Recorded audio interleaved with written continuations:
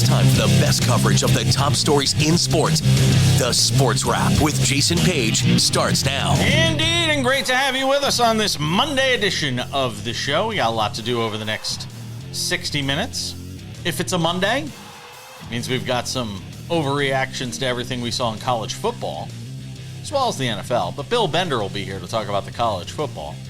Get some thoughts with him. There were some great games over the weekend, and we'll see how it all impacts the top 25 poll, obviously how it'll impact the college football playoff rankings more importantly. News from the NBA and WNBA to get to. There was a baseball deal over the weekend. We got a Monday Night Football game coming up tonight to talk about. But Sam Yarnell, we begin things on this Monday in the NFL, recapping the best and worst from Week 12 around the league. And if we don't get to your team today, we promise we'll get to it tomorrow in Tuesday in our weekend leftover segment, because there is so much NFL to get to. We could literally spend the entire hour on it. All right, Sam, let's talk about what we saw yesterday. And I've kind of themed these two segments together to start the show today.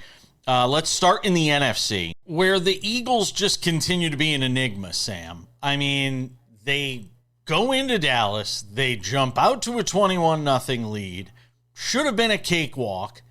You know, Dallas gets the late touchdown end of the first half. You're like, okay, maybe. And then it's 21-14. Then it's 21-20. All of a sudden, the Eagles offense can do absolutely nothing. And meanwhile, Dallas is gaining in confidence, and they're able to score, Sam.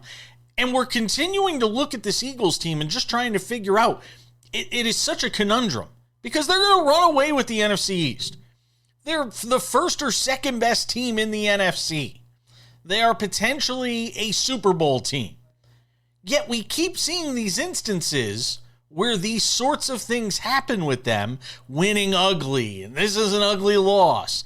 And we just continue to find ourselves in this position with the Eagles, Sam. And I don't know what to say anymore from a team that just seems to be so week to week. Yeah, no, Jason, for sure. I think, this game is the outcome that the Eagles are going to have to live with, and Eagles fans are going to have to live with. This is what your team is, as long as I've stated on the show, my current belief is, as long as you have a GM and a head coach who are at odds the way they are, who clearly have a rivalry that nobody can explain, right? Not even these media people who cover this city, this sport from this city's perspective. Quite frankly, right, I don't think there's a better GM, head coach, quarterback combination in the National Football League. I know people are going to be quick to say, what about Mahomes and Reed? Well, the thing is, their GM ain't all that great. And here's the difference between player personnel people in Kansas City and Philadelphia, right? They tend to take not the best human beings and put them in a football uniform, right? But in Philadelphia, all of those problems stop when they get to Philadelphia. In Kansas City, all of those problems start when they get to Kansas City. So again, this is, in my eyes, far and away the best head coach, GM, quarterback combination in the National Football League. It's not particularly close.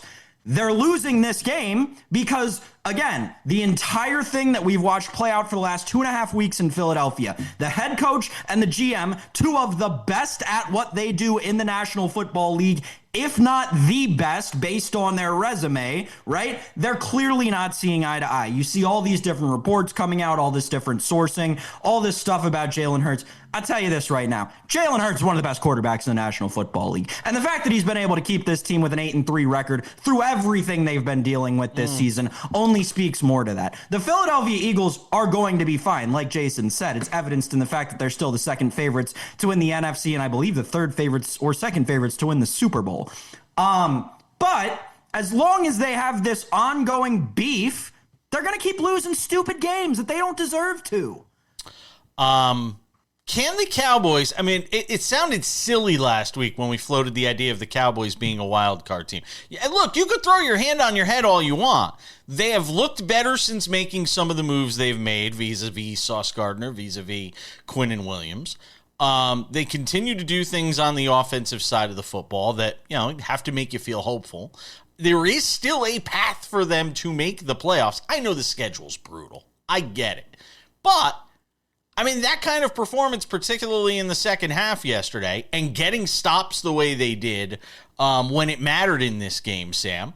I mean, you've got to feel halfway decent. 30 seconds on the Cowboys' shot to make the playoffs. The Cowboys have no playoff chances. Here are the teams they'd have to jump just to get into the playoffs. The Carolina Panthers, better than them. Sorry, Cowboys fans. And the Detroit Lions. I don't think that's even a conversation particularly close. There is a head-to-head between Detroit and Dallas that we'll see, and that'll be proven correct. Listen, San Francisco's getting in. Green Bay's getting in. I would guess Detroit's getting in. But all three of those teams and Carolina get in before the Dallas Cowboys do. The Falcons might get in before the Cowboys do.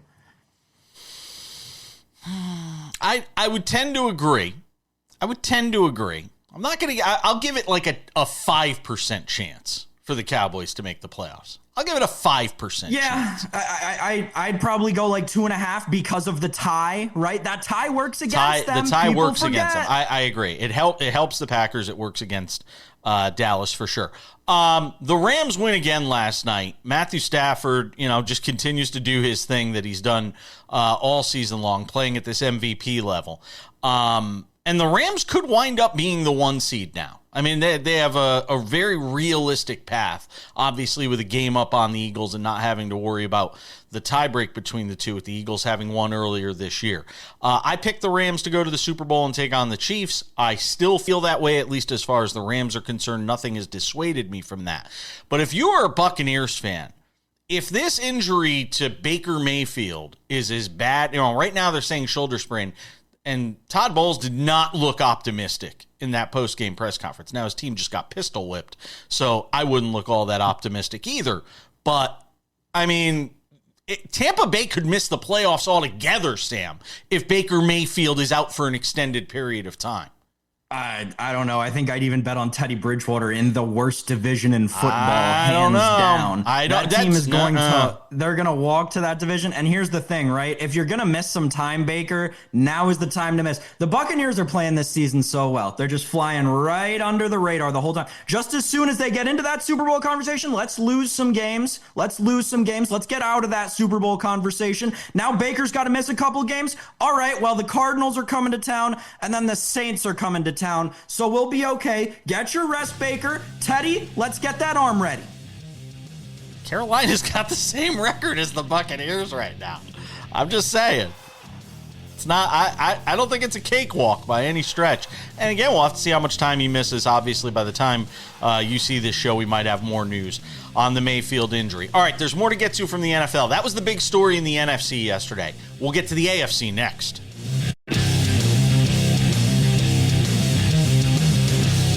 Thanks for being with us on this Monday edition of the show. Bill Bender of the Sporting News talks college football in 10 minutes. It was a great weekend for college football in the state of Connecticut. I just want to say that as a native of the Nutmeg State who now resides in Las Vegas.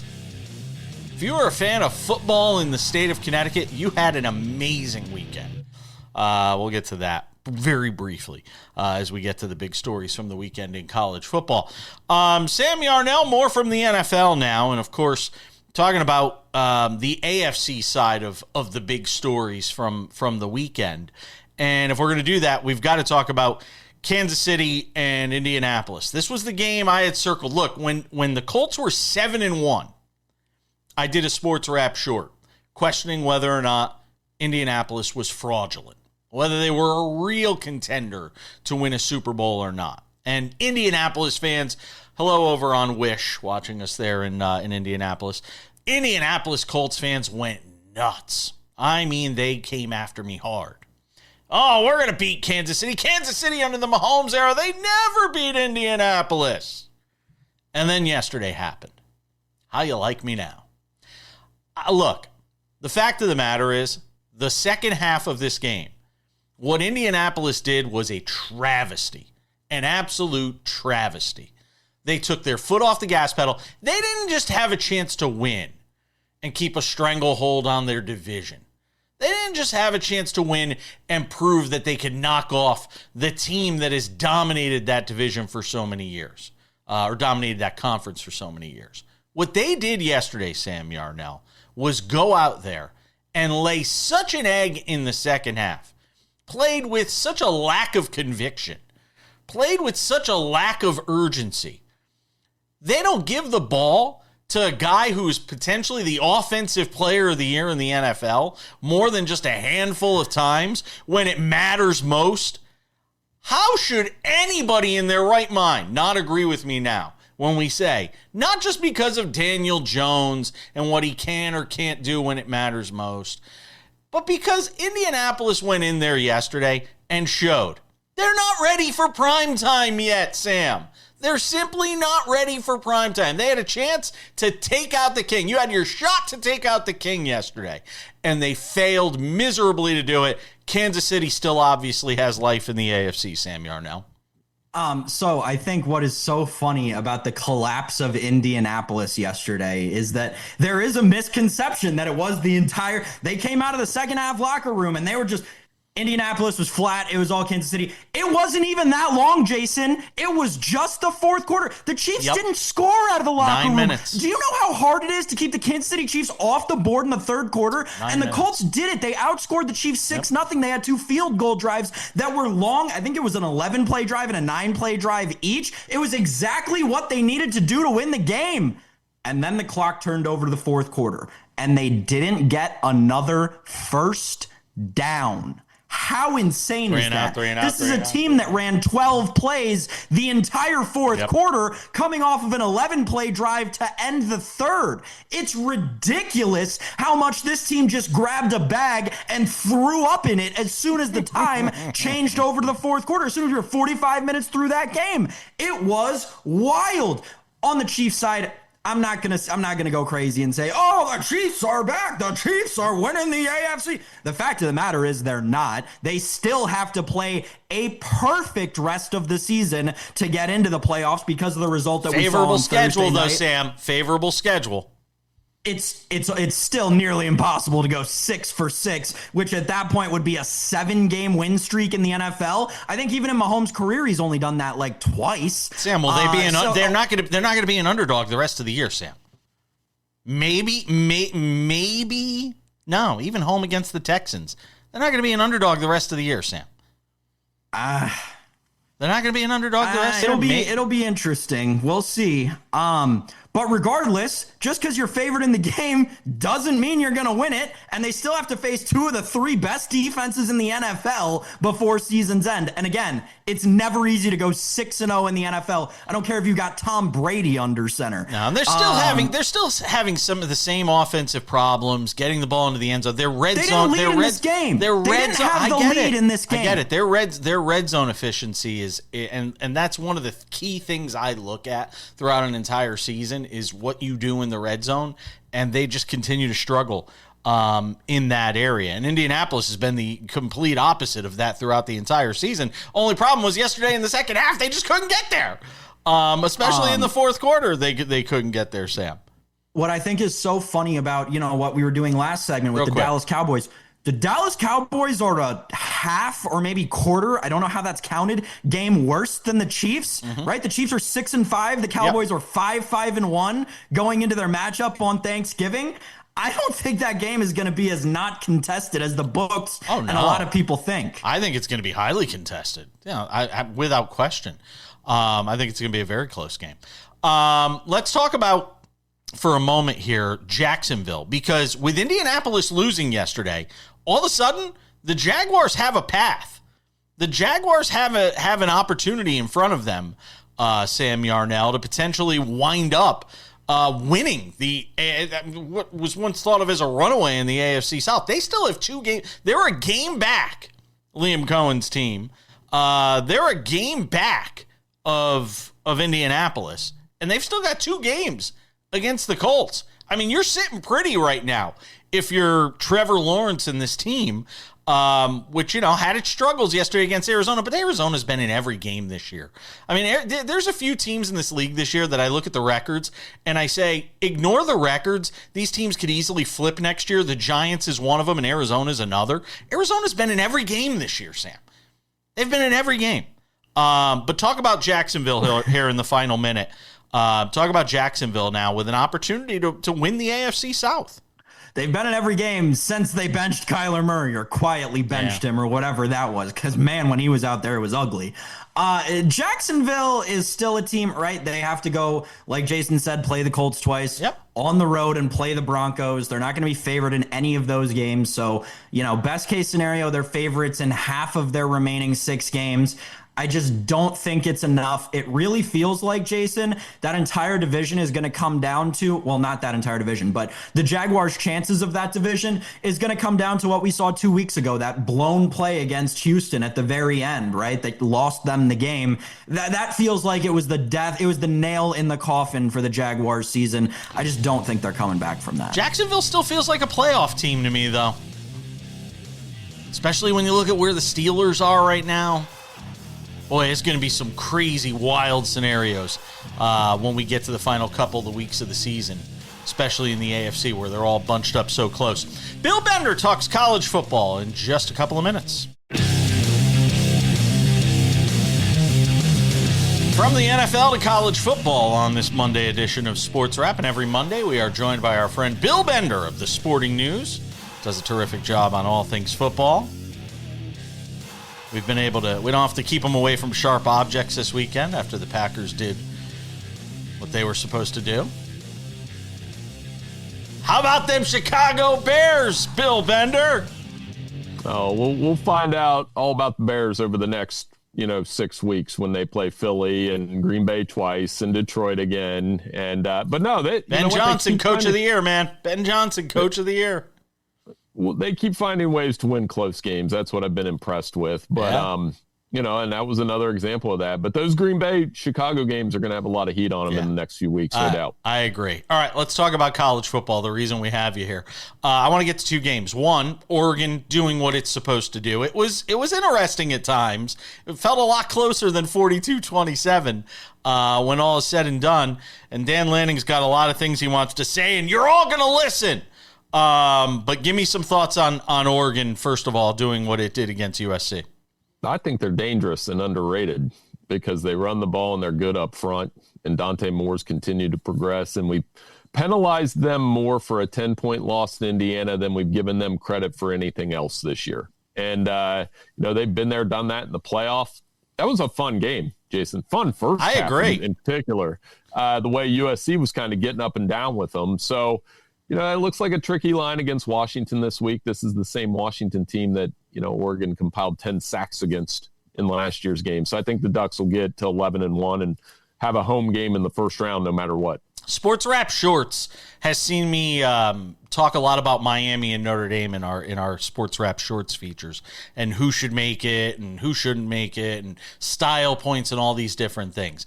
If style points matter, what does it mean when Notre Dame beats Syracuse 70-7 and Miami needs a late touchdown just to, sort of salt away a game against Virginia Tech?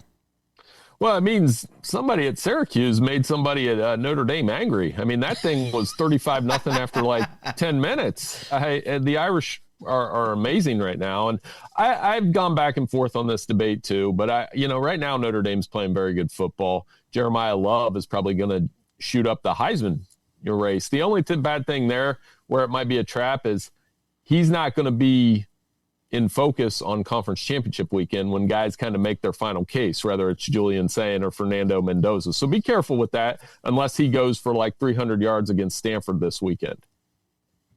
Bill, on the Jeremiah Love thing, first of all, just in case you missed it over the weekend, Jeremiah Love, 171 rush yards on 8 carries, averaged 21.4 yards a carry and 3 touchdowns. You mentioned it. That game was insane. 21-0 before the Notre Dame offense got on the field for the first time. But on the Jeremiah Love thing, someone posited me going into this weekend, listen, he's not going to win the Heisman. He's not going to have a chance because you're going to have a Big Ten title game that is essentially going to decide it. But he's going to chase that thing, and he's going to go for 100 and some odd yards and multiple touchdowns in each one of their games from here on out. And then he went and did this.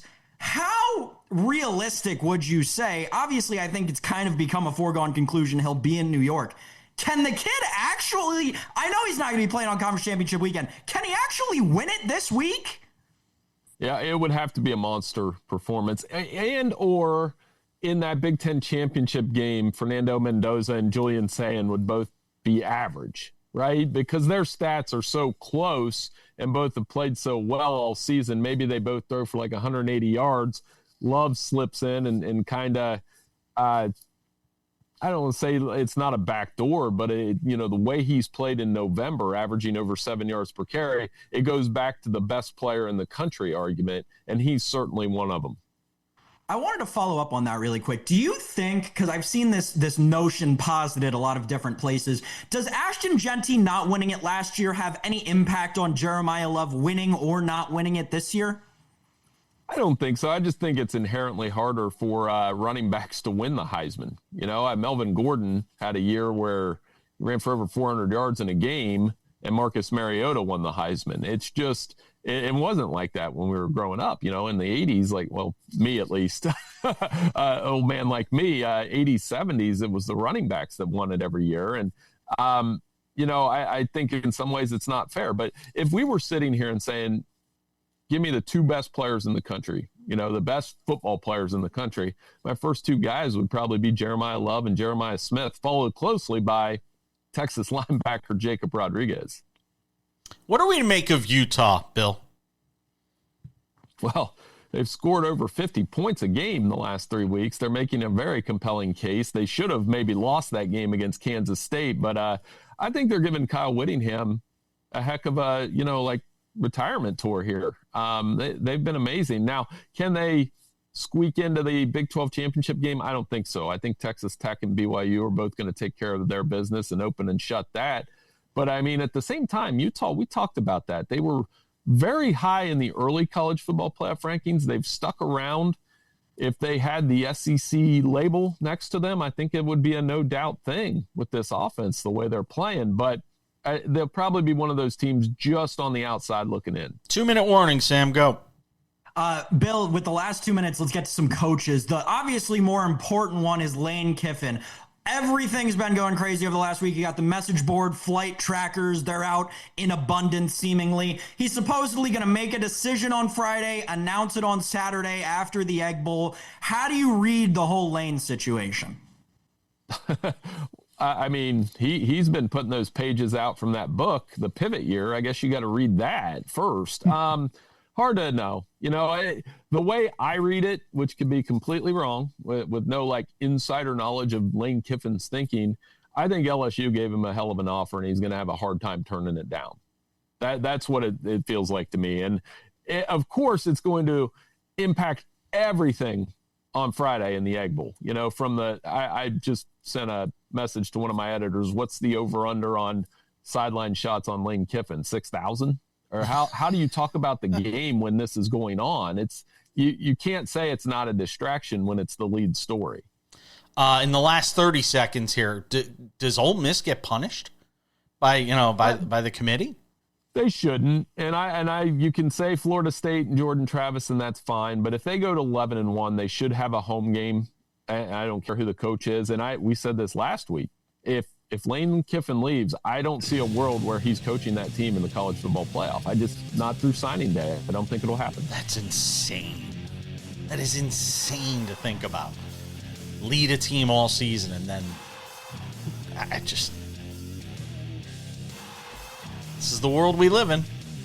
Nick Saban talked about it on game day, and I thought very eloquently so. All right, we got another segment of college football with Bill Bender of the Sporting News. Don't go anywhere.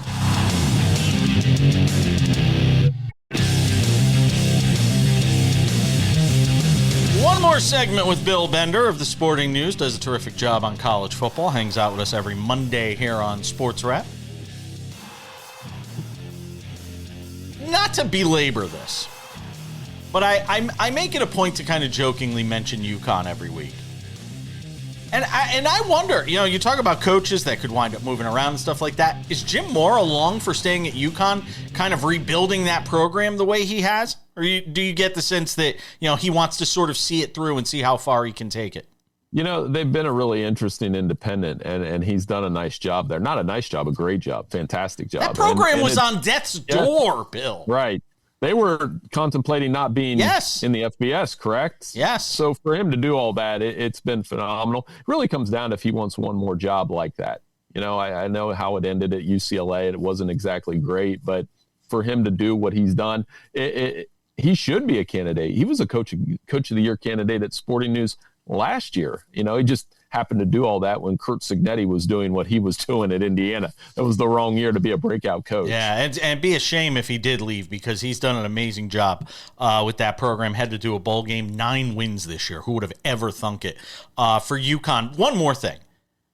Yale and now the Ivy League being involved in FCS playoff football is very cool. They had 55,000 people at Yale Bowl for UConn, for Yale and Harvard, 141st edition of the game, with Yale getting the win over an undefeated Harvard team. Both teams wind up in the FCS playoffs. Central Connecticut State University also in the FCS playoffs. Shout out to my Blue Devils, who I did play-by-play for back in the day. Bill, state of Connecticut, let's go. No longer a basketball state. I thought you were going to mention that Marion Local, a small high school in Ohio, had their 76-game winning streak snapped on it. The nation's best high school streak. I can't go that deep. 76 games, guys, and St. Henry beat them. It's a phenomenal story. It's a really small high school program that had this long winning streak. But so somebody else is on the clock now, and it's not Marion Local. What a run by those guys. Hats off. 76 games. 76 games is insane. 76 games is insane. But hats off to the state of Connecticut. Central, Yale, both going to the FCS playoffs, and obviously UConn. Go ahead, Sam. What is the last season that team lost in? That's crazy. I'll say this: Yale Bowl, one of the most historic venues in college football. Jim Mora, one of the best follows in college football. Check out his X account; it rocks. Bill, the ACC's been turned on its head. It looks like we're staring down the barrel of an SMU UVA title game, barring a Virginia Tech upset this weekend, right? So when the committee looks at this, after doing what they did last week with Miami, how do you expect them to go about seeding the ACC, if at all? Because we could have a 3-loss ACC champion. How bad is Miami going to hate SMU when the Mustangs win the ACC? And this happened last year, right? Where SMU gets in the playoff, and Miami might have been the better team. Now, they did play head-to-head this year, and SMU won the game. I get all that. But the Mustangs look like the team to me. I know Virginia. I have Virginia in the playoff in our bracket right now because it's more of a sure thing, it seems like, for them to get to – they're double-digit favorites at home. They should get to Charlotte. What else can shake it up? This Miami-Pitt game. I don't know how you can shake up this conference even more than it already has. So I do think SMU and Virginia will take care of those games. And if not, it opens the door, obviously, for even more craziness out of that conference. Is there a world that we get? So Georgia Tech, if Georgia Tech beats Georgia, Duke wins. Is there a way that we get those two teams in the championship game somehow? Well, as I put, there is a scenario Georgia Tech's not beating Georgia, though. No, if we got a bunch of upsets this week. I don't think so. I wrote this that I believe if you include Notre Dame, there are 17 Power 4 schools with 2 losses or less. If we get some upsets, here's the thing. We argued about all the 3-loss teams not making the college football playoff last year. There's going to be some 2-loss teams left out this year, out of power conferences. And they're going to be the ones being like, whether it's Miami that gets left out, whether it's a Vanderbilt team with 10 wins, let's say Michigan somehow beats Ohio State, they could still get left out at 10-2. You think Michigan's going to take that well, being a 10-2 team that finishes outside the top 12? All of these things could happen. Sam, let me ask one about Arch Manning here, because look, a lot of people buried this kid early on in the year, myself included, by the way. I'm not going to pretend that I wasn't critical of Arch Manning. The way he has sort of, reclaimed his spot or, been sort of a reclamation project throughout this season, given where he started, where he is now, what he did this weekend against Arkansas. A thought on where Arch Manning is as we sort of get ready to round out this season. Well, some national writer wrote ahead of Red River that give the kid time, he'll be all right. I can't remember who that guy was, but, I will say this. Last 4 games, 328 yards per game, 11 touchdowns, 1 interception. And then you'll still hear critics say, well, he's playing bad defenses. No, he's just playing better. And he played all right against Georgia. And I think here's his opportunity to really step out. I actually think they're going to beat Texas A&M at home. I do. Wow. I think if the pass defense has got to hold up, they ranked 12th or 13th in the SEC in pass defense. Marcel Reed's going to be a challenge for them, but I think Arch continues this role. And, in that rivalry in Austin, Texas is going to stand up, I think, in this game with that rush defense, make a win. Arch Manley makes a few plays. Guess who will be number 1 in the preseason rankings next year? I'm making a joke there, but you get where I'm going with that. Fair enough. Bill Bender does a terrific job on college football. Check out his work over at the Sporting News. Give me one team that's going to be the biggest surprise in the college football playoff rankings this week. One team, quick. We'll go. I really don't have one. Let's go with SMU. We'll see how far they'll jump up more than usual. Welcome back to the show. Why is John Morant messing with Klay Thompson, by the way? Can I just say that? I mean, come on, John Morant. At least be playing. And if you're going to play, at least play well. If you're going to talk junk to Klay Thompson, who's probably going to be in the Hall of Fame one day. Like, come on, man. Only way John Morant's getting to the Hall of Fame is with a ticket. All right, Sam Yarnell. Even in the NBA, even in basketball, where everybody makes the Hall of Fame. Sam Yarnell, I want to talk a bit about the NBA and WNBA for a couple of minutes here on the show. I bring up the WNBA for this reason. There is a really something I'm trying to figure out. So Dallas gets the number 1 overall pick in the WNBA, right? The draft lottery, all that stuff. So Dallas, the Wings, get the number 1 overall pick. Back-to-back years. They get Paige Beckers last year. They're going to get whoever the number 1 pick is this year. I guess there's no real consensus on who that is going to be. But here's what I'm wondering. If the league shuts down, which is a distinct possibility here by November 30th, is there a draft? Like, let's say there's no season next year. If there's no draft, what happens to the players that are supposed to get drafted? Does anybody actually know the answer to this? I believe there's still a draft. I don't know, because there's also supposed to be an expansion draft, and my understanding is the expansion draft cannot happen. Right, that won't happen. But think about it, right? From a practical or from a business standpoint, you're drafting people who become members of the union once they are on the team. So they have to be on the team to become members of the WNBPA, right? Whereas with the expansion draft, you're drafting players who are already members of the WNBPA, right? And the two sides that are having lockouts, the WNBA owners or governors or whatever they call them, the WNBA, and the WNBPA. Gosh, that's a mouthful every time, man. But my point is, I think because the way that the NFL did it during their lockout in 2012 is that they had the draft and then the rookies just couldn't come to the building. It was like you sign your contract and then you have to leave and you can't come back. It's a weird thing. And I was saying this during the break, and I'll just throw it out here real quick. If Azzi Fudd winds up being the number 1 overall pick, which some people believe she could out of UConn, she had a big game this weekend. Maybe this weekend, or it might have been late last week. She had like 31 for the UConn women in a win. She is in a relationship with Paige Beckers. And I said, there is something very weird about the idea of drafting a player onto a team. Because on the surface, you'd say, great, you'd have a happy player, 2 players on the team. What if they break up? What if they're married and they divorce? It's this weird dynamic that only takes place in the WNBA that you can't talk about in any other league, because obviously we don't have that dynamic that exists in male sports. But in women's sports, you could have an Azzi Fudd and a Paige Beckers on the same team together. They're in a relationship. That dynamic carries itself out onto the court. It's a fascinating thing that it feels like it lends itself to a documentary series or a docudrama series. I don't know.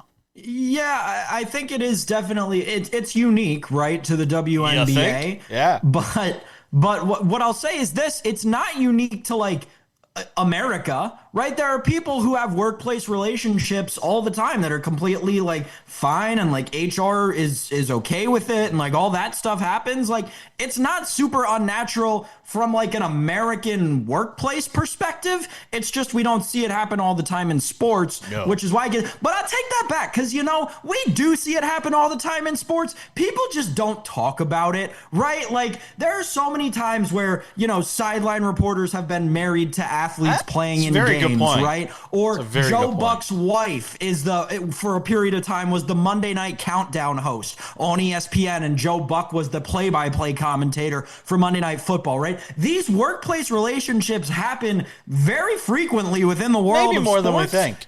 We just only talk about it when they're both athletes and they both happen to be women. Because it is an interesting dynamic. It'll be fascinating to watch. Don't underestimate what this means in a Western Conference in the NBA as we shift over to the NBA for a couple minutes. What this means at the top of the West, where Oklahoma City has just been a monster and a juggernaut, for the Nuggets to miss Aaron Gordon for 4 to 6 weeks, he is a vital part of everything that team does. He continues to get better with age. That guy being out 4 to 6 weeks with a hamstring injury, that is a huge loss for that team, and it just feels like it kind of opens things up for Oklahoma City in the West, Sam. Jason, you're talking about a guy who in year, I'm trying to do the math, 11 is having a career year. Like, it's just not NBA stuff. Yeah, it's a huge loss for a Nuggets team that, I hate to say this because I guess last year, but no, I'm a Laker guy now. Why do I hate to say this? This is a team that is just trying to keep pace with the Lakers in the West, and they're going opposite directions right now. The Lakers are going like this, and the Nuggets are going like this. So the Western Conference is going to be very interesting come playoff time for those lower seeding matchups, right? But I am very interested to see where the Nuggets are in 2 months from now compared to the Lakers. Sam, the Lakers are 12-4 out of the gate, and they just got one of the greatest players in the history of basketball back in LeBron, who last night, 17 points, 8 assists, 6 rebounds on 8 of 18 shooting, still trying to get the shot back, obviously, in 34 minutes. And Luka last night, 33, 11, and 8. He did have 6 turnovers, but he did also have 3 steals as the Lakers get a win in Utah on the road.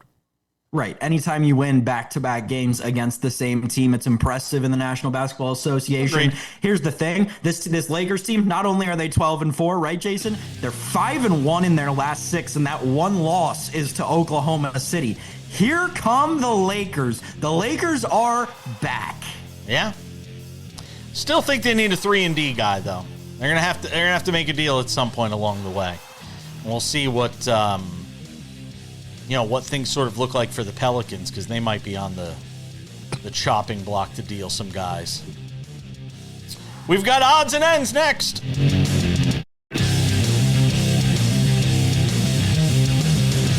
Just about time to put the wraps on this baby. Start of a holiday week. We'll be off on Thursday for Thanksgiving. Specialty programming from SportsWrap on that day. No idea what it's going to be yet, but it'll be something. I promise you. We got plans for you. And then Friday, obviously, Black Friday NFL football. We got stuff planned for you for the rest of the week. Sam Yarnell, before we get to odds and ends, a couple of reminders. If you haven't done so yet, make sure to subscribe to the Sports Wrap with Jason Page podcast. It's available on all your favorite podcasting platforms: Spotify, Apple Podcasts, YouTube Podcasts, iHeartRadio, TuneIn, Odyssey, Amazon. Anywhere you get a podcast, you can watch this show Monday through Friday. We appreciate you doing that. Perfect audio, 45 minutes. Makes great listening while you're driving to work, on the treadmill, at the gym, whatever it may be. You can also watch this show on about 270 affiliates in the U.S. and Canada. Hello to our friends watching in Canada. We love you guys. But you could also watch this show on our YouTube channel, the Sports Wrap with Jason Page YouTube channel. Go and check it out. Subscribe. Sports Wrap shorts are there as well. The show is there Monday through Friday. Pro tip, it's there before it's anywhere else. You can watch Sports Wrap with Jason Page. So if you don't have time to watch it on TV, we'd love you to do that. But if you can't, the Sports Wrap with Jason Page YouTube channel is an option for you. And again, Sports Wrap shorts available there. On the top stories in sports, we've got you covered.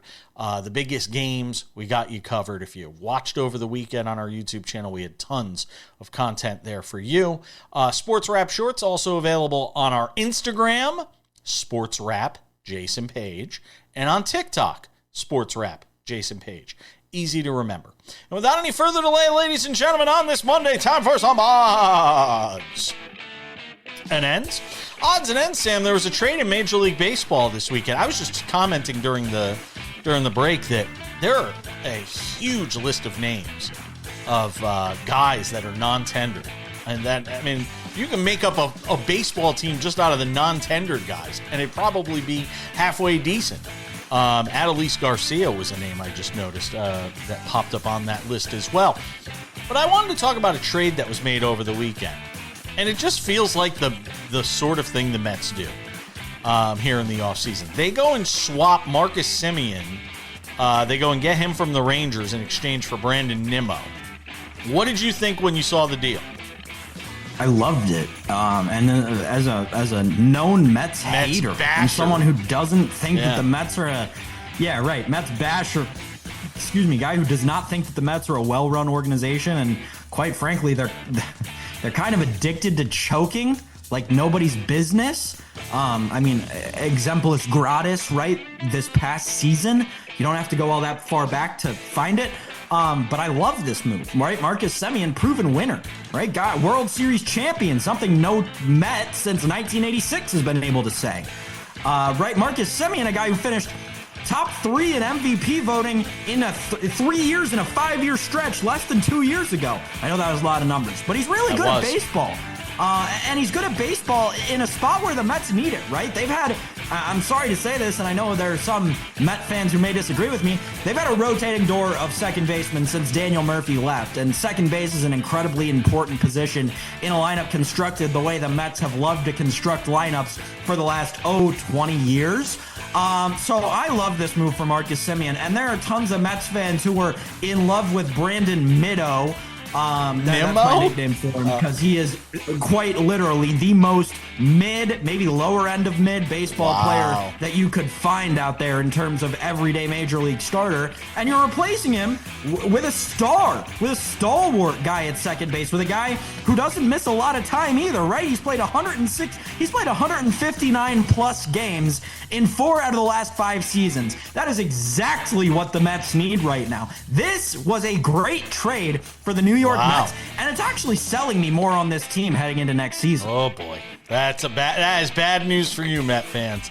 Monday Night Football, Sam Yarnell. We've got ourselves a showdown in the NFC between the Panthers and the 49ers. The Panthers, as we mentioned, tied atop the NFC South right now with the Tampa Bay Buccaneers, who are dealing with some injury issues. We've got Carolina plus 7.5 on the road against the Niners. Your total is 49.5, which feels a little high to me, Sam Yarnell. I'm liking the under in this game. I'm loving the over. High total, and we're going above it. I think that we get points aplenty out west in this game. Between how injured that San Francisco defense has been lately, how good the Carolina offense has looked lately, and it feels like they're still not buying all the way into, not saying that I am either, to Brock Purdy coming back. Listen, he'll be able to get it done in that offense. I like the over in this game. I do not like a lot of defense tonight on Monday night. And I'll tell you this too, Jason. I don't mind the Panthers getting more than a touchdown. You're going to give me more than a touchdown with one of the hotter teams in the NFL right now? I'll take it with the Carolina Panthers. Give me Carolina, the dog getting 7.5, and give me the over the high total of 49.5. How about Bryce Young? Over 300 yards passing, plus 680. That's asking him to do a lot. That's asking him to do a lot. The guy threw for 4 and change like last week against Atlanta, didn't he? Atlanta's supposed to be a pretty good defense. I don't know. It could be a big Rico game. They might just get hit with the Rico in this game. Explain that. It's a Drake song from way back in the day. Because I had no idea. All you crazy kids. I don't know. No idea. Drake? Drake? Isn't that a cake? We'll see you tomorrow.